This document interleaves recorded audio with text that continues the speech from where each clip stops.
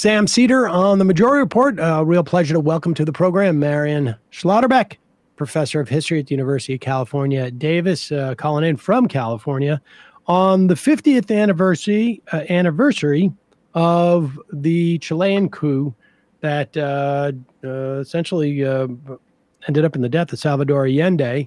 That, of course, took place yesterday. When I was a kid in my 20s, that's what September 11th meant to me, was this coup. Let's go back. I mean, I think over the years I have begun to appreciate even more and more what Salvador Allende was doing. I mean, part of this story is obviously American intervention in Latin America, also in Central America. But as I've gotten older, I've understood that a big part of this story was sort of like the what could have been in terms of, like, give us a sense of maybe we'll go back just a little bit to get a little more history of Salvador Allende, but give us a sense of like what was happening in those first 2 years. He was in office for 3 years, and this is a guy who was sort of a revolutionary, but did so through electoral means. Give us a sense of like what the promise was, I guess, of a Salvador Allende's government. Right. This was the promise of the workers taking power through the ballot box, not through armed struggle, as had been done in Cuba in 1959. So globally, Allende's election was going to test the viability of getting a Marxist democratically elected, which in the Cold War certainly ruffled a lot of feathers in Washington. But within Chile, it really was this sense of this decades-long struggle coming out of the Chilean labor movement that allies itself to Chilean working-class parties like the Socialist Party of Chile, the Communist Party of Chile, that the way to take power is through elections. And so his election in 1970 kind of caught Washington off guard, but it really was the culmination of a decades-long struggle across the 20th century for non-elite actors to take state power, to have a stake in the state in Chile. And I think in terms of what became possible, I mean, there's the economic program to sort of grow the public sector, to nationalize some of the large industries like the US-owned copper mines. But there were also these like much smaller transformations of people feeling like finally there was a government that was their own, wasn't just sympathetic, but was deeply represented them. This was a government that promised it wasn't going to repress the workers' movement. It wasn't going to repress the sort of shantytown squatters movement of the urban homeless, poor, occupying empty lands to build homes. And so the promise that this compañero presidente was not going to use the police or the army to repress social movements really opened up unprecedented possibilities for social mobilization in the early 1970s.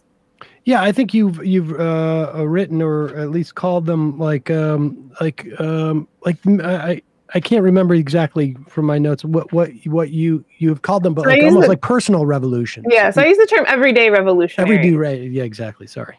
Which again, I think we often tend to think of revolution as this capital R, like seizing, the Winter Palace. But I think sometimes, or the specter of, again, the sort of Che Guevara's coming out of the mountains, or the scruffy students building bombs in cities. This is the like imaginary that we have of Latin American guerrilla movements or revolutionary movements. And I think in some ways it's much less threatening, this idea of a worker standing up to the boss for the first time, or people claiming a place in the city and building their home because they're tired of waiting for any kind of government solution and have no ability to sort of access, privately owned housing. And so I think these smaller transformations in what people believed was possible deeply challenged the status quo, and that was quite threatening.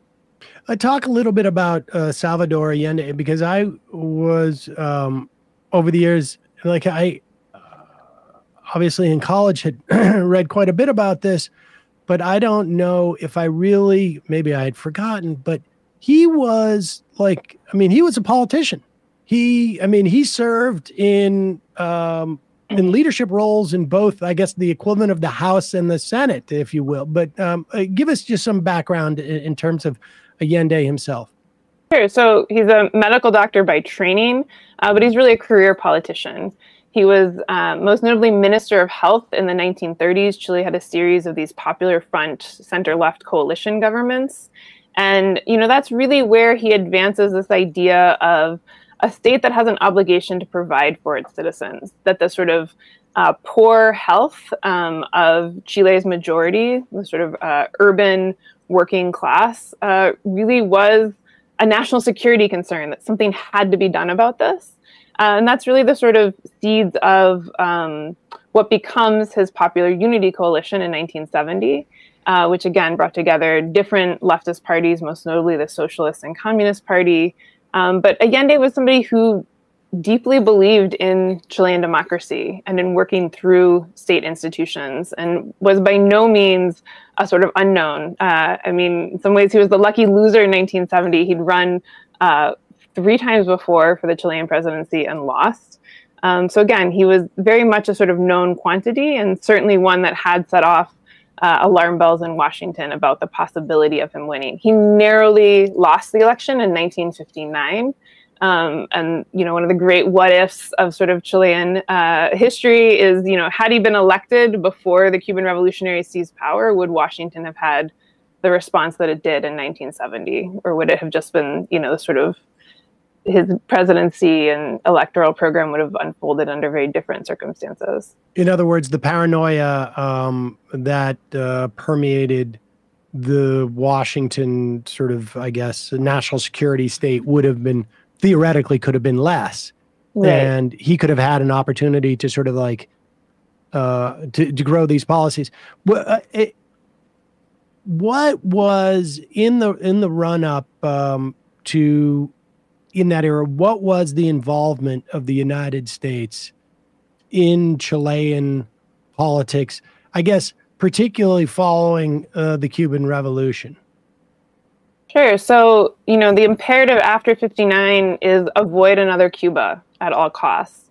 And so, Kennedy launches this Alliance for Progress, which was a sort of massive policy agenda towards Latin America that was really going to sort of grow the middle class, improve living standards throughout the region to stave off the appeal of a communist revolution. And the Christian Democratic Party in Chile, the sort of centrist, anti-capitalist Christian party, was one of the prime beneficiaries of this policy from Washington. The U.S. directly funded, the CIA essentially operated as a sort of super PAC, getting Eduardo Frei elected in 1964, in running a sort of, not just funding his campaign, but funding a massive anti-Allende, it was called the Campaign of Terror, was actually the official name of it, just running these political ads that would show sort of Soviet tanks superimposed on the streets of Santiago, saying, if Allende is elected, this is what's coming for you, playing on sort of gender fears that, daughters would be sent off to, Russia for re-education, that these communists would come for your children. And so, again, in 1970, Allende's election really represented the failure of a decades-long strategy out of Washington to keep him out of office.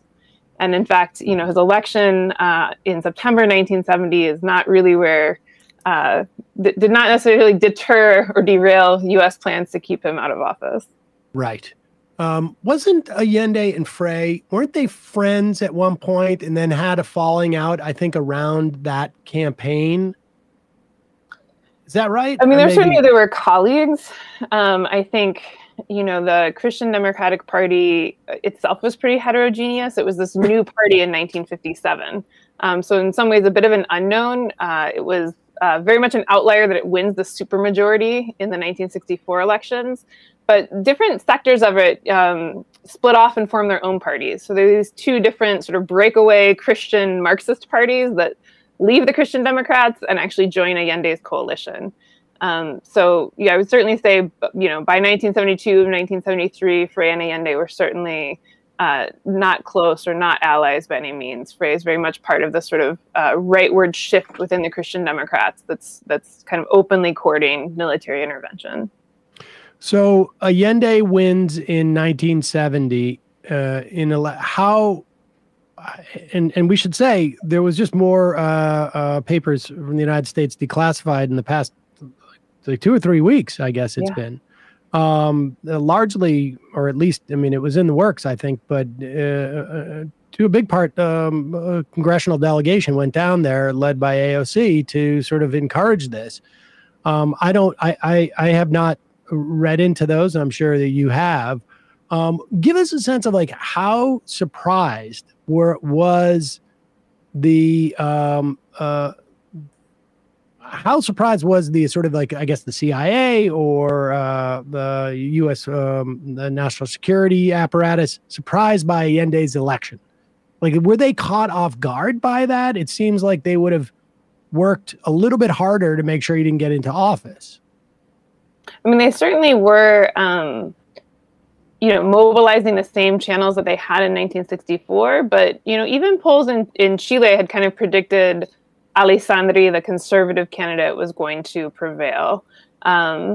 It's worth pointing out, Allende won with a little over 36% of the vote, which certainly in a U.S. context doesn't sound like a lot, but Chilean presidents were almost always elected with a plurality because it's a sort of three-way contest, always between the right, the center, and the left. So that was quite typical. But again, he doesn't have the majority of the votes. It's a sort of narrow victory.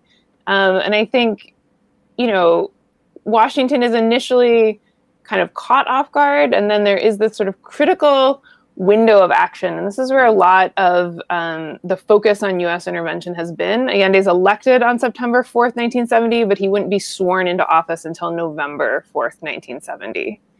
And I'm happy to talk more about these new documents that have come to light, but I also want to recognize the work of Peter Kornbluh at the National Security Archive in Washington, who for decades has been working to get these U.S. government declassified documents into the public record.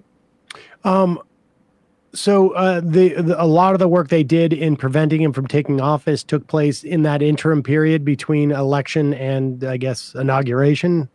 Right, because again, for some inside Washington, particularly those in the State Department, who tend to be, a bit more democratic in their outlook, there was a difference between opposing a presidential candidate elect and trying to sort of keep him from taking office versus actively overthrowing a democratically elected sitting president, right? So they kind of see this 2-month window. Wait a second. So there is a difference between someone who has already been elected but is a president-elect and a sitting president from a democratic standpoint? I mean, I could see like, maybe a candidate, like you could rationalize that, but how do you make that distinction between someone who's been elected and someone who's just been inaugurated from a democracy standpoint?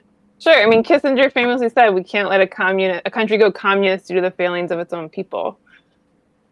Oh, I know how Kissinger does it, but he didn't have compunction either way, did he? Right. No, but I think, again, for sort of, working through options, there's always sort of, option easier. A, option B, option C, and somehow people have had fewer qualms about sort of, because again, there were both political ways to keep him out of office and military solutions. So the qualms are not necessarily in terms of democracy as much as like stability and ease and like how hard it is to pull it off and maybe how harshly history will judge type of thing. Exactly. Okay. And how well can the U.S. cover their hand? Right. So what took place during those and situate Kissinger, because, and I've tried to like look this up actually today even, I believe when I was in school, now this is 35 years ago, more, I read about the Kissinger 12 or Kissinger 13, which was all of these companies led by IT&T. And I can't find any, maybe that was like an idiosyncratic reference to it in some book I had read, but Kissinger was working with U.S. multinational corporations that were concerned about nationalization. And he was doing that at this time. Yes. And so, again, the Chilean subsidiary of ITT, today AT&T, offers several $1 million to the CIA to say, keep Allende out of office. Here's the money to do that. Again, one of the sort of, breaking documents to come out from this latest round of declassifications looks at the role of Augustine Edwards, an incredibly powerful, connected Chilean businessman. He's the owner of El Mercurio, the largest paper of record in Chile. It was known that he met with Kissinger and CIA Director Richard Helms in this sort of early September, right after Allende's election window, that he flies to Washington, holds this meeting. It was only declassified in the last week that he actually had a face-to-face meeting with Richard Nixon, which again, directly weren't taking the message from Chile to Washington at the highest level that, Allende must be stopped. And, as it turns out, just sort of 6 hours after that face-to-face meeting with Chilean businessman Augustine Edwards, Nixon gives that famous directive to make the economy scream, that he essentially orders, put the best men on the job. We've got a 1 in 10 chance of saving Chile, but cost is no issue, and ask for this sort of action plan. So again, we have these handwritten notes that have been declassified. You can see them at the National Security Archive website that the CIA Director Richard Helms took, that essentially is the sitting US president giving the order to effectively create coup-like conditions in Chile prior to Allende being sworn in November 1970. And that happened just hours after a face-to-face kind of personal lobbying meeting from this Chilean businessman. We don't have any specific record of that face-to-face in terms of what was said, but I would imagine.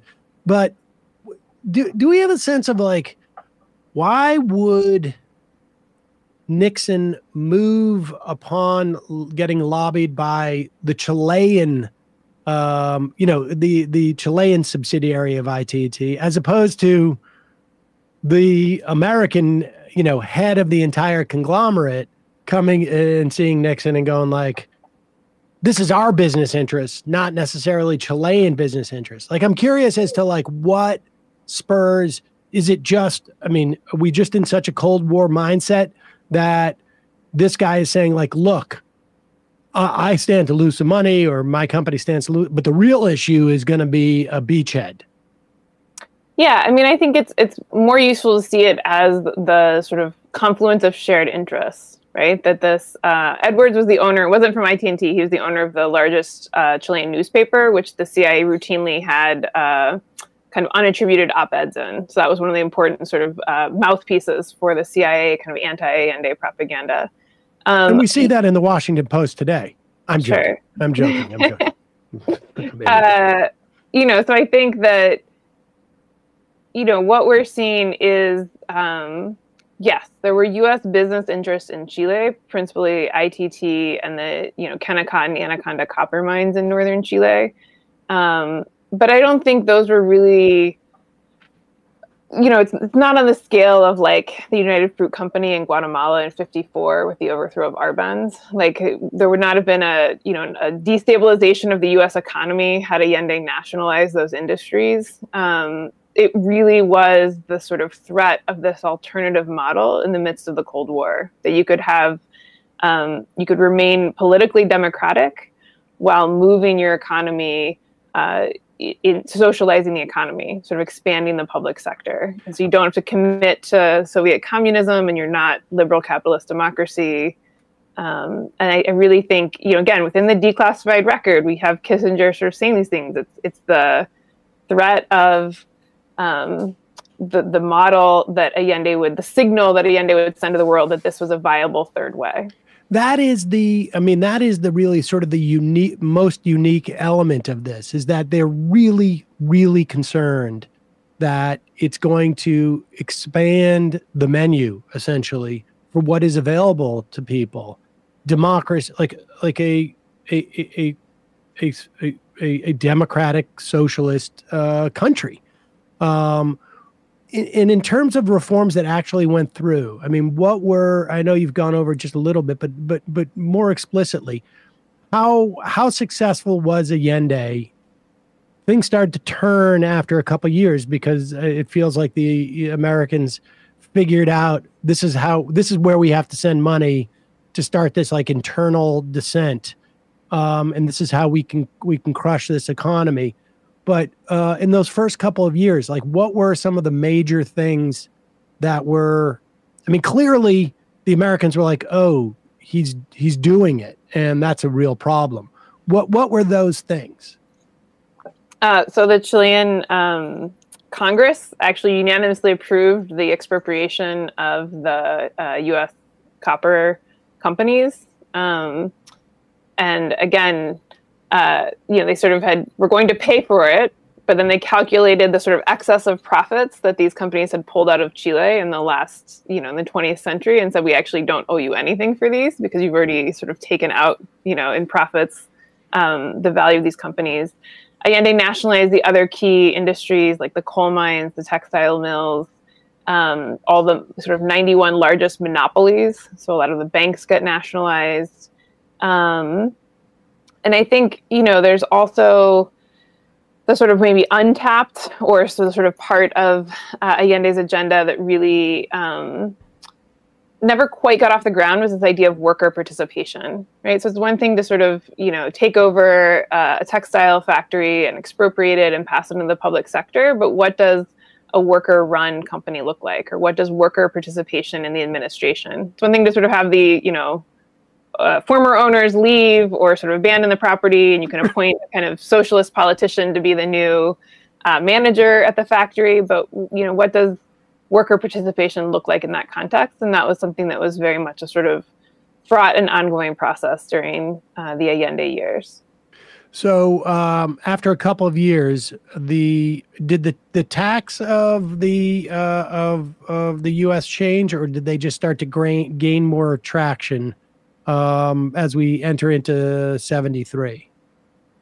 Sure. So, all of the sort of behind the scenes activities in the 1970s, the sort of openly military solution, the political solution, obviously fail, although not before assassinating the sitting head of the Chilean Armed Forces, Rene Schneider. And that's actually one of the really interesting civil lawsuits that the family of Schneider's brought against Henry Kissinger going forward. But once Allende's in office, publicly, the Nixon administration sort of says we have, we're sort of this outwardly cool, neutral stance towards Allende, but behind the scenes, they're certainly calling in all their favors. So that's called the economic boycott, is the sort of new policy. So they cut off not just Chilean credit for, with U.S. banks, but they also lobby the World Bank and allies in Europe to also no longer lend to Chile. So suddenly sort of access to foreign aid is essentially cut off, as well as to foreign credit. And, I think it sounds very abstract, but when it translates to, city buses in Santiago start to break down and there's no spare parts to replace them, the effects of this economic boycott start to be felt a bit more deeply. And the nature of the media, I think people should understand the nature of the media at that time was such that it was very difficult to manage a narrative of like, we're being attacked by the United States. It's obvious to government officials that they're being attacked by the United States, but to communicate that to the general population, I feel like there would be a better, it would be easier to do that in some way today than it certainly was in the early 70s, really. Through the 70s into the 80s, it seems to be.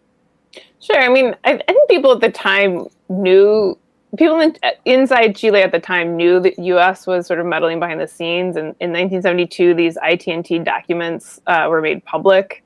But, at the same time, really the Chilean media kind of had free reign. And so the opposition press can openly call for the overthrow of Allende or can openly accuse him of treasonous actions. And so I think, again, that's kind of part of the political work that the media does in delegitimizing his government, in saying that they've violated the Constitution, that therefore this is an unconstitutional government, that therefore it's deserving of a sort of military coup to intervene, or calling on the military to openly overthrow the government. All of this could freely be printed in the press. And I think, it certainly did not make Allende's task of governing any easier. And did how active of a role did the United States have in the actual coup itself? It's more than just lining up the pins and having them knocked over. I mean, they were sort of like, they were involved in sort of like even bowling the ball too, right? I think that's a bit of an overstatement, Sam, honestly. This is one of those like hotly debated kind of questions. You know, to this day, Nixon's presidential briefing on Chile on September 11, 1973 is completely blacked out. It's never been declassified. That's part of what this congressional delegation that AOC was a part of is now asking the Biden administration to say, look, it's been 50 years. Can we finally just declassify the full record? Like, what secrets really are there left to hide? I think, you know, one of the incredible documents that is out there are these telcons, the telephone recordings that Nixon famously recorded. So we have the phone conversation. I think it's, from September 12th between Kissinger and Nixon, where they're sort of talking about college football, and then they switch and say, did you hear about what happened in Chile? And, they kind of say, of course, our hand doesn't show. But, I think the sort of the most telling part of that conversation, again, it's at the National Security Archive website, is that, they're essentially saying, well, Allende was a Marxist. He was a son of a bitch. And forget about just being a Marxist, he was anti-American. And so again, the sort of sense of it's less like what his politics were, and that his politics were opposed to the interests of the US government. In terms of the actual military action on September 11th, 1973, that was the Chilean armed forces. But I think, balancing kind of Chilean agency with U.S. intervention, is kind of an ongoing and interesting kind of question to debate. I think it's certainly accurate to say the U.S. government of Richard Nixon actively opposed the Allende administration, did everything possible to create coup-like conditions or sort of coup-like climate to sort of destabilize the country economically, to encourage political opposition to organize, providing funding for that. And they certainly were incredibly fast to recognize the legitimacy of the military junta that seized power on September 11th, 1973. And then the coup is led, or I should say, essentially Augusto Pinochet becomes the dictator of the country, and it helps to sort of, I guess, rebuild the economy. Gets help from folks from University of Chicago, right? This is where Milton Friedman. And sort of this is the libertarian paradise. I mean, there's a real, it seems to me, analogy in some sense of like what we tried to do with Iraq after decapitating its leadership, and then bringing in a bunch of people from Heritage Foundation and to sort of create a free market paradise. It didn't work so well in Iraq. What happened in Chile? Sure. So again, what I think is kind of fascinating about this experience is the amount of collaboration between certain sectors in the U.S. and Chileans. So there's this whole cohort of young Chilean economic students from the Catholic University who go to the University of Chicago in the 1960s. They're closely mentored by Arnold Harburger and Milton Friedman. They come back to Chile, put together this economic policy plan, and give it to the sort of conservative candidate in 1970, who basically laughs them out of the room. Says this is ludicrous. Like, nobody will ever vote for this.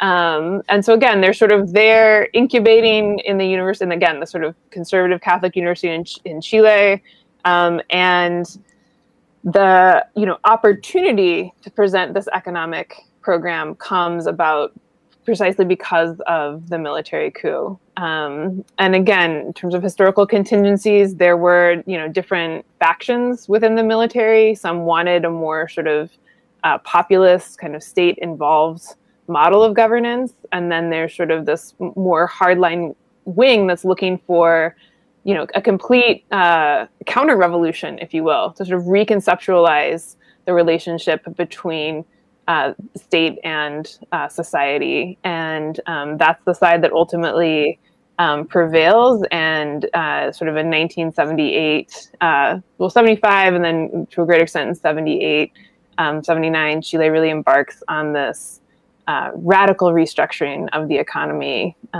precisely because there's no political dissent, right? There's no elections, there's no political parties, there's no labor unions.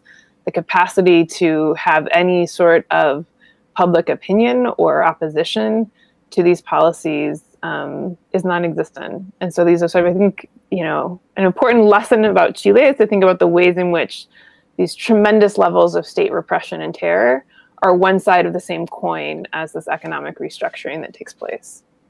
And we should say, like, over that period, almost 40,000 political prisoners, over 3,000 murdered in the wake of the coup, 100,000 more maybe detained. I guess it was almost a year ago to the day. There was a plebiscite on a new constitution, because part of like Allende's vision was hampered by a constitution that was sort of inhibiting, my understanding, inhibiting some of the things that he wanted to do in terms of reform. And there was a sense that we need to get rid of this constitution so that we can't, I don't know, slide back maybe into sort of this libertarian paradise. It failed. The plebiscite failed. I mean, give us a sense of like where Chile is today. Sure. So in October 2019, there's the start of these massive protests in Chile.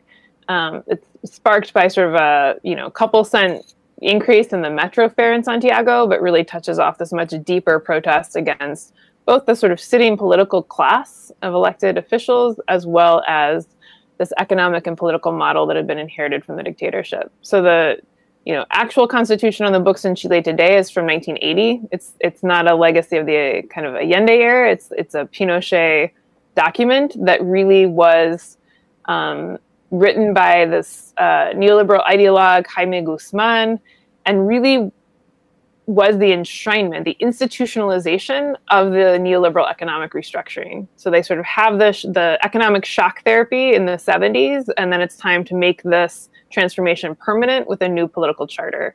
So that's the 1980 Constitution. I mean, among things that are in it is like the right to profits in education, as like a enshrined as a right, not the right to sort of quality education, but the right for the private sector to profit in education. And that's still Chile's constitution today, 40 some years later.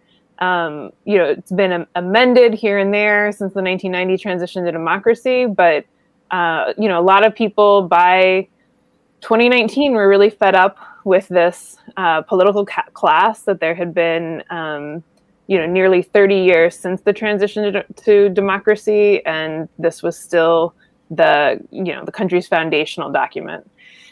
So that 2019 protest eventually opens up the possibility to draft a new constitution. There is a constitutional convention that's elected that had a sort of supermajority of very progressive delegates. They produced a document that was up for vote, again, a year ago, last September, that would have, recognized indigenous rights, gender parity, the right to, clean environment. It really would have sort of undone many of the sort of most extreme examples of, privatization of water rights, for instance. It was resoundingly defeated by a sort of, 2-to-1 vote last year, and that's then opened up kind of a new process to sort of start all over again. Only this time the Constitutional Council has a predominant majority of the incredible kind of hardline, right-wing, pro-Pinochet Republican Party of Chile. So it's a pendulum completely swung in the other direction. And I think there's, now this kind of rock in a hard place of when Chileans get to vote in December of this year on this new document, which again, we still don't know the contents of, but It's been sort of promised that it will be like, anti-abortion, anti-sex education, the sort of complete opposite. So there's going to be almost to the right of where the Constitution is today. Exactly. So the rock and a hard place is, do you, vote for this new thing that's even more restrictive, or do you, indirectly kind of affirm and uphold this 1980 Constitution, which was, again, 60% of Chileans initially said, let's scrap this Constitution. We don't want this. I think, there's a lot to be unpacked about sort of what's happened with these constitutional referendums in Chile. But I think, the challenge of kind of political time and political processes move at a different pace than social movements. So when you have 500,000 people in the street saying, we're not happy with the status quo, right? We're not happy that we're, indebted for our education for the rest of our working lives, that our, grandmothers can't afford to live any place, can't afford to buy food, that, all of these systems in terms of healthcare, education, housing, all of these things have broken down, right? And I think, but the capacity to create a kind of institutional solution that sets deadlines of, in 6 months we'll elect constitutional delegates. They'll have a year to draft a constitution. Then we'll have more time to debate it. Then we'll have to vote on it. Really kind of takes the wind out of the sails of these movements. That right. So I think most Chileans want a different constitution. I think there was a kind of misinformation campaign around the 2022 documents, and I think I don't have high expectations for what this new Constitutional Council of kind of right-wing Chileans is going to produce later this year. I guess last, and maybe this is just like, I don't know how you answer this question, but it's sort of the question I think that sort of hovers over all of this is just like what could have been in Chile and what impact that model existing that the U.S. government was so worried about, what impact that the existence of a fully democratic socialist government functioning in a country like Chile would have had. Yeah, it's it's a kind of impossible what if, but I think, however you might feel about a sitting government or an elected official and their politics, had Allende been able to finish out his term until 1976, sure, some of his policies would have worked. Some of them, would have kind of, run aground. Several more factories would have been expropriated. But, 3,000 people would still be alive today, and nearly 40,000 people would not have passed through torture centers. And so I think it's just the sort of the human cost of what that military coup left behind really is a debt that can never be repaid, but also a debt that hasn't been settled yet, that really is very much a kind of open wound in Chile. And so I think, that sort of to sort of take away the possibility of kind of legitimizing the coup as a valid solution, right? Of saying, for so long it was sort of, well, things were so bad, like the coup had to happen, or it was the sort of the evil that we can live with in a way. And I think, to sort of, on this 50th anniversary, to sort of walk back and say it wasn't the only option and it's not a justifiable option, I think is a really powerful statement to make. Marian Schlotterbeck, on this, the day after, I guess, the 50th anniversary of the coup. Thank you so much for your time today. Really appreciate it. We will put a link to your book at majority.fm.